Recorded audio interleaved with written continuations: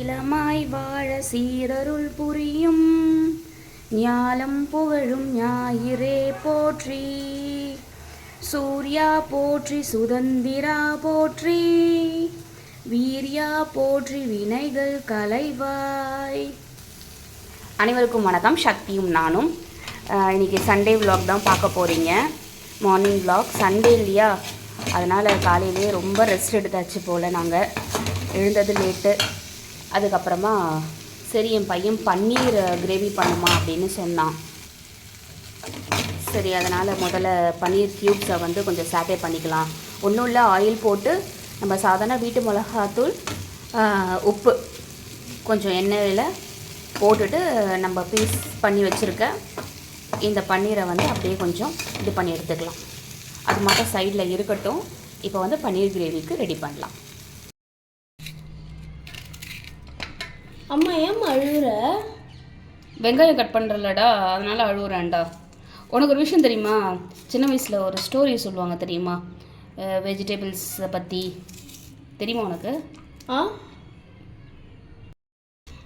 அதாவது ஒரு காலத்தில் வெங்காயம் என்ன பண்ணிச்சான், கடவுள்கிட்ட வந்து கேட்டுச்சான், இது மாதிரி என்னை யாரெல்லாம் கட் பண்ணுறாங்களோ, என்னை யாரெல்லாம் வந்து நறுக்கிறாங்களோ அவங்களாம் என்னையை வந்து கட் பண்ணுறதுக்காக ஒரு சொட்டு கண்ணீராவது விடணும் அப்படின்னு கேட்டுச்சான்.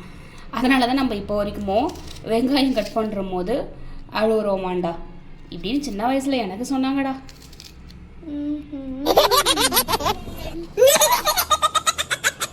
தக்காளி கட் பண்ணிக்கலாம். தக்காளி வந்து சின்ன சின்னதாகவும் கட் பண்ணிக்கலாம், இதே மாதிரி நீட்டாகவும் கட் பண்ணிக்கலாம். எப்படி இருந்தாலும் நம்ம வதக்க தான் போகிறோம், அதனால் அப்படி கட் பண்ணிக்கலாம். இந்த சண்டே ஆனாலே எல்லாமே லேட்டு தாங்க. சரி, ஸ்கூல்லாம் லீவுங்கிறதுனால ரெஸ்ட் எடுக்கலான்னு சொல்லிட்டு எழுந்துக்கிறது late, tiffin late, lunch late, எல்லாமே லேட்டாக தாங்க இருக்குது. எதனாலனே புரியலை. எல்லாருக்கும் அப்படி தான் இருக்கா, இல்லை எனக்கு மட்டும் அப்படி இருக்கா? கொஞ்சம் சொல்லுங்கள். அதை விட கொடுமை என்னென்னா, என்ன லஞ்சு பண்ணலாம், என்ன டிஃபன் பண்ணலாம் அப்படின்ட்டு அது வேறு ஒரு பக்கம் ஒரு 15 மினிட்ஸ் வந்து யோசிக்கிற மாதிரியே இருக்குங்க. இந்த பன்னீர் கிரேவியை வந்து வீக்லி ஒன்ஸாவது பசங்களுக்கு பண்ணி கொடுங்க, ரொம்ப நல்லது. டேஸ்ட்டாகவும் இருக்கும், பசங்க நல்லா சாப்பிடுவாங்க. அட் த சேம் டைம் வந்து அவங்களுக்கு வந்து உடம்புக்கு நல்லது, ப்ரோட்டீன் எல்லாமே கிடைச்சிரும் இதில். ஸ்டார்ட் பண்ணிக்கலாங்களா? கடாய் வச்சுக்கலாம். கடாய் வந்து சூடாகட்டும். அதுக்கப்புறமா கொஞ்சமாக ஆயில், ஆக்சுவலாக பட்டர் போட்டால் இன்னும் நல்லா இருக்குங்க. ஆனால் வந்து ஆயில்னால் கொஞ்சம் அதிகமாக போடலாம். பட்டர் எவ்வளோ போடுறது, இதில் கொஞ்சம் பட்டர் கூட போட்டுக்கலாம். என் பையனுக்கு பிடிக்காதுங்க, அதனால் வந்து நான் பட்டர் யூஸ் பண்ண மாட்டேன். அடுத்து நம்ம என்ன பண்ணலாம் அப்படின்னா,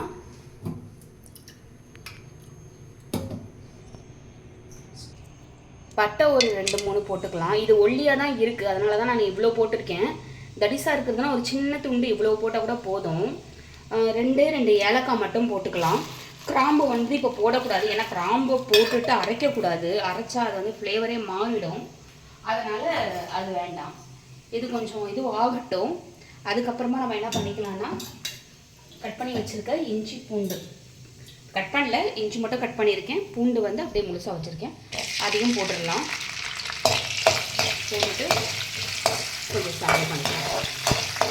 இது பண்ணுறதுக்கும் ரொம்ப ஈஸிங்க. 10 மினிட்ஸ்க்குள்ளே இதை பண்ணிடலாம். நம்ம பன்னீரை ஒரு பக்கம் ஃப்ரை பண்ணி வச்சுட்டோம் அப்படின்னா இது பண்ணுறது ரொம்ப ஈஸி. அதனால் நான் முன்னாடியே ஃப்ரை பண்ணி சிம்லேயே வச்சுருவேன். இன்றைக்கி நான் முன்னாடியே பண்ணிட்டேன்ல, இதனால் நான் முக்கிட்டேன்.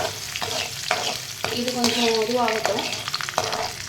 இப்போது கொஞ்சம் முந்திரி போட்டுக்கலாம். முந்திரி வந்து எவ்வளோக்கு எவ்வளோ போடுறீங்களோ அவ்வளோக்கு எவ்வளோ வந்து ஃப்ளேவர் நல்லா இருக்குங்க, பசங்க ரொம்ப விரும்பி சாப்பிடுவாங்க.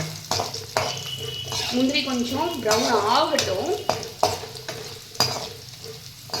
ரொம்ப ஆகக்கூடாது, கருகிடக்கூடாது, கொஞ்சம் ஆகட்டும். ஆகிற மாதிரி இருக்கும்போது நம்ம வெங்காயத்தை போட்டுக்கலாம். இதில் காரம் நிறைய வேணுங்கிறவங்க பச்சை மிளகாய் போட்டுக்கலாங்க, நமக்கு வேண்டாம், அதனால் நான் வந்து பச்சை மிளகாய் போடலை. இந்த மாதிரி பன்னீர் கிரேவி சப்பாத்தி இல்லைன்னா பூரி, பரோட்டா கூட செய்யலாம், நல்லா தான் இருக்கும். செஞ்சோம்னா பசங்க விரும்பி சாப்பிடுவாங்க. என் பையனை வீக்லி ஒன்ஸ் லஞ்ச் பாக்ஸ்க்கு இதை தான் கேட்போம். இன்றைக்கி என்னவோ காலையிலே கேட்டான். கொஞ்சம் ப்ரௌன் ஆகிடுச்சு. இப்போ நம்ம வெங்காயம் போட்டுக்கலாம். நிறைய பொருள் எதுவும் நம்ம சேர்க்கல, பார்த்தீங்கல்ல, ஒன்றுமே இல்லை, இவ்வளவுதான். நம்ம ரெடியாக வச்சுக்கிட்டோன்னா இதுதான் வந்து பேஸ். இதை நம்ம வந்து வதக்கிட்டு அரைச்சிட்டோன்னா இதுதான் பேஸே. அதை கொஞ்சம் கொதிக்க வச்சுட்டு நம்ம பன்னீரை போட்டுட்டோன்னா முடிஞ்சிடுச்சு வேலை. அவ்வளோதான். இந்த நேரத்தில் நம்ம கொஞ்சம் உப்பு போட்டுக்கலாம்.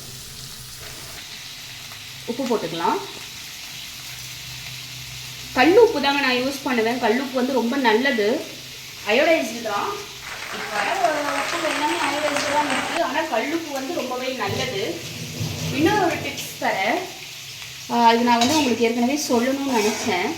இந்த திருஷ்டிக்கு சுற்றி போடுவாங்க இல்லையா, அப்படி சுற்றி போடுறதுக்கு வந்து இந்த கல் உப்பை கையில் வச்சுக்கிட்டு மற்றவங்களுக்கு நம்ம சுற்றி போடுற முடியும், நமக்கு நம்மளே சுற்றிக்க முடியாது இல்லையா.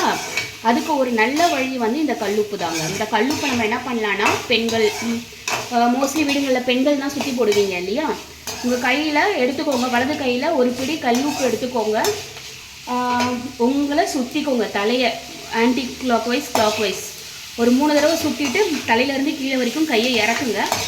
இறக்கிட்டு இதை நைட்டில் செய்யணும்.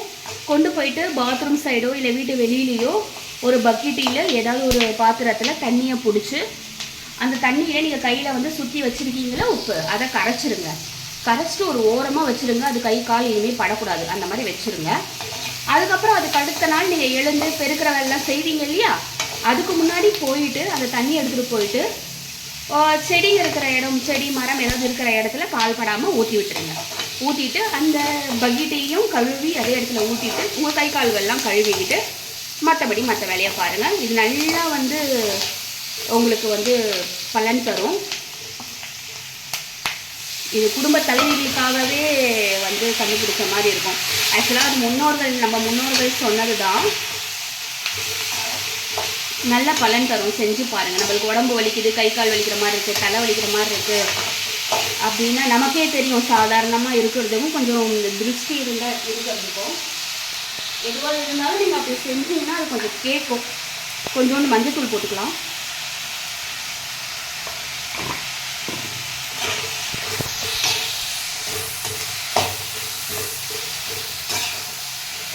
அவ்வளோதான். இதை கொஞ்சம் வதக்கி விட்டுட்டோம் அப்படின்னா வேலை முடிஞ்சிடும். அடுத்து கோதுமை மாவு பிசைய வேண்டியது தான். இது அப்படியே கொஞ்சம் இருக்கட்டும், சிம்மில் வச்சுட்டு நம்ம மூடிடலாம்.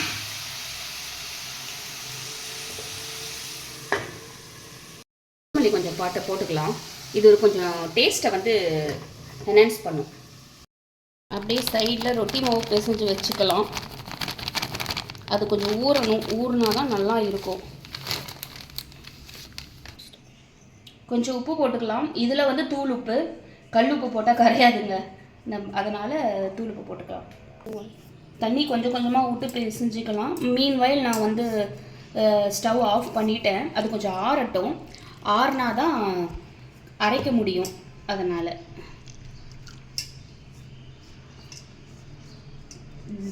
டெய்லி வந்து ஒரு வேளையாவது ரொட்டி சாப்பிட்றதுங்கிறது ரொம்ப நல்லதுங்க. யாருக்குமா? நமக்கு தான்டா. நான் கூட கோதுமை கடைக்காரங்களுக்கு நினச்சேன். என்னது கடைக்காரங்களுக்கு நல்லதா? ஓ, நம்ம கோதுமை மாவு வாங்கினா கடைக்காரங்களுக்கு லாபமா? நான் ஹெல்த்தை பற்றி சொல்கிறேன்டா. நான் வெல்த்தை பற்றி சொல்கிறேம்மா. கிரேட்.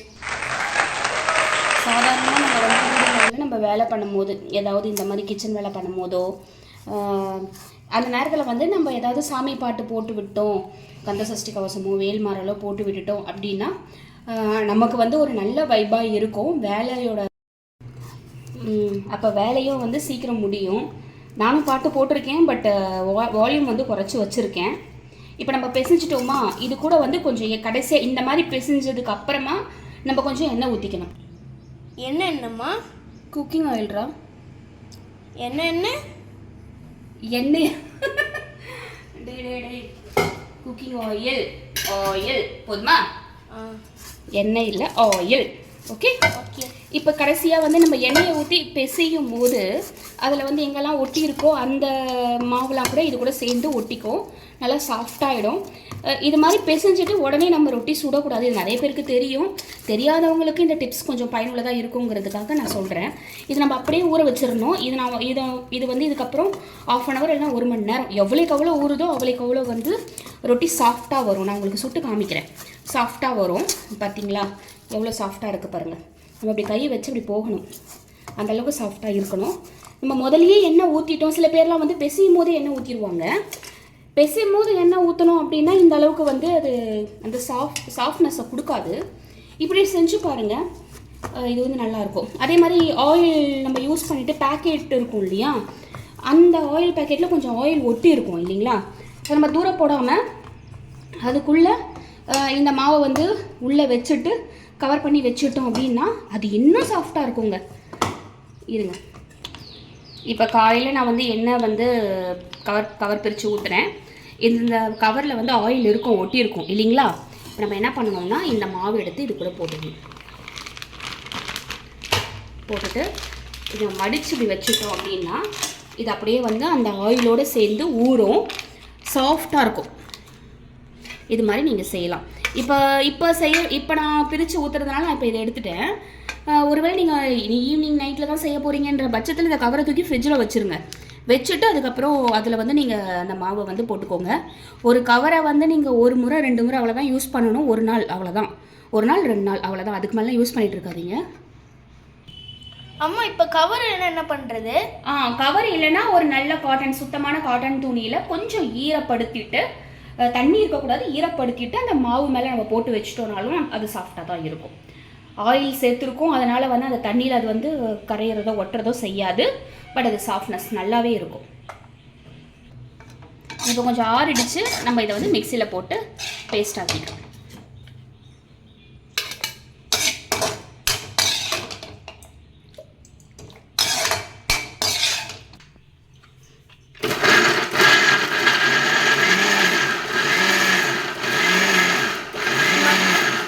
மம்மி உங்களுக்கு தெரியுமா எதுக்கு மிக்ஸி நம்ம அரைக்கும் போது கத்திக்கினே இருக்கேன்னு? அரைக்கும் போது கத்ததுனடா செய்யும். இல்லை ஏன்னா அதை நம்ம ரொம்ப வேலை வாங்குறோமா, அதனால கத்துது. டேய், இந்த கடியெல்லாம் உனக்கு யாரா சொல்லி கொடுக்குறது? நம்ம வேலை வாங்குறதுனால வந்து கத்துதாது. கொஞ்சம் வேலை வாங்கிக்கிறேன்.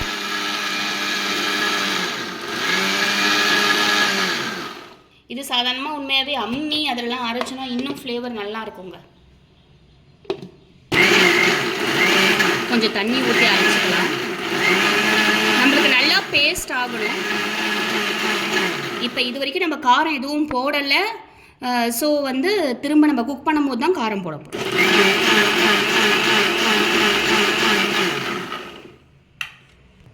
இப்போ திரும்ப அதே வானல் வச்சுக்கோங்க.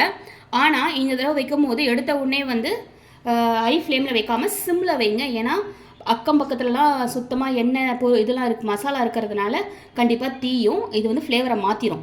அதனால் கொஞ்சம் சிம்லேயே வச்சுக்கோங்க. கொஞ்சமாக நெய் ஊற்றிக்கலாம், கொஞ்சம், நிறைய வேண்டாம். அது ஒரு ஃப்ளேவர் தரும். பட்டர் பிடிச்சவங்க பட்டரும் போட்டுக்கலாம். பட்டர் மட்டுமே, நெய் மட்டுமே கூட போடலாம். பட் அது எந்த அளவுக்கு பசங்களுக்கு பிடிக்கும்னு எனக்கு தெரியல. கொஞ்சம் ஆயிலும் ஊற்றிக்கலாம்.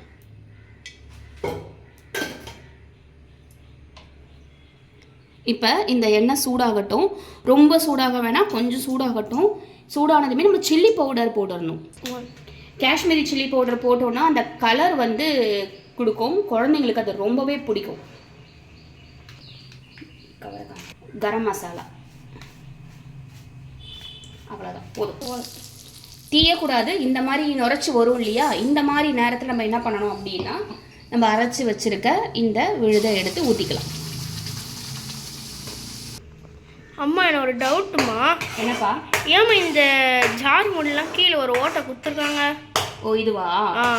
இது எதுக்கு அப்படின்னா நம்ம மிக்ஸி வந்து அரைக்கிறோம் இல்லையா, உள்ளே வந்து பொருளை போட்டு நம்ம வந்து வச்சு அரைப்போம். உள்ளே அவ்வளோ ஒரு ஃபோர்ஸோட அது வந்து அரையும். அப்படி அந்த ஃபோர்ஸ் அரையும் போது அந்த ஃபோர்ஸை வந்து நம்ம கம்மி பண்ணணும் இல்லையா, அந்த ஹேர் ப்ரெஷரை கம்மி பண்ணணும். இந்த ஓட்டை மூலயமா அந்த ஹேர் ஆனது வெளியில் வரும், அந்த ப்ரெஷர் கொஞ்சம் வெளியில் வந்து லீக் ஆகும். அப்போ வந்து அந்த அளவுக்கு ப்ரெஷர் உள்ளே இருக்காது, தேவையான அளவு மட்டும் அரைக்கும் போது ப்ரெஷர் இருக்கும். அப்படி இந்த ஓட்டை இல்லை அப்படின்ற பட்சத்தில் ப்ரெஷர் அதிகமாகும் போது மூடியை தூக்கி அடிச்சிரும், வெளியில் அடிச்சிரும். புரியுதா? இந்த ப்ரெஷர் குக்கர்லாம் எப்படி மேலே ஒரு குக்கர் வெயிட் போடுறோம், விசில் போடுறோம் இல்லையா, வெயிட் போடுறோம் இல்லையா, அதே மாதிரி தான் அந்த கான்செப்ட் தான். ஓகே,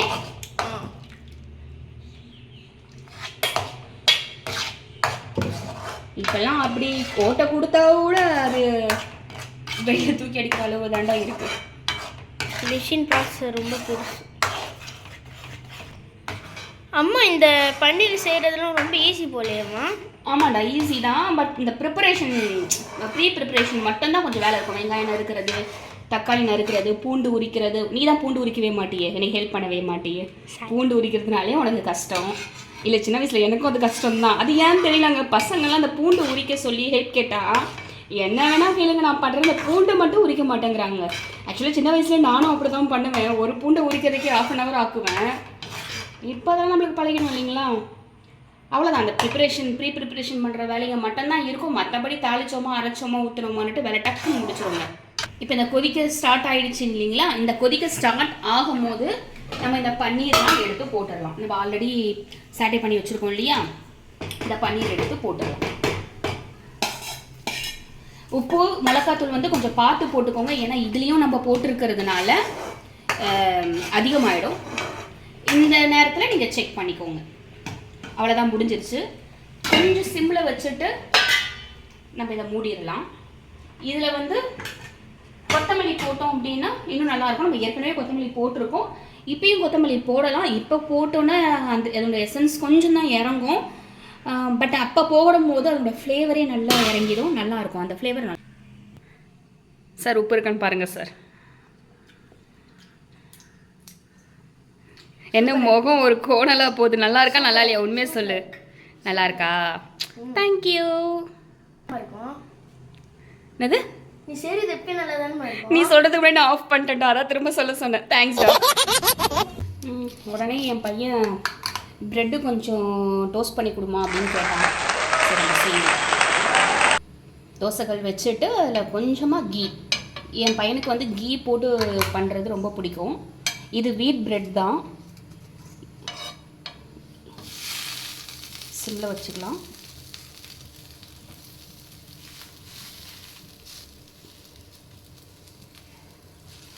ரெண்டாவே பண்ணிக்கலாம். 4 போடலாம், இடம் இருக்குது. போடலாமாடா? அப்புறம் ரெண்டுலாம் ஜாயின் ஆகிடும். ஜாயின்னா மேலே கொஞ்சம் தடை விட்டுக்கலாம், ஏன்னா அடுத்து திருப்பும் போது நல்லாயிருக்கும். இதில் மேலே வந்து சுகர் போட்டுட்டு தூவி விட்டுட்டா ரொம்ப நல்லாயிருக்கும், இனிப்பாக இருக்கும், டேஸ்ட்டாக இருக்கும்.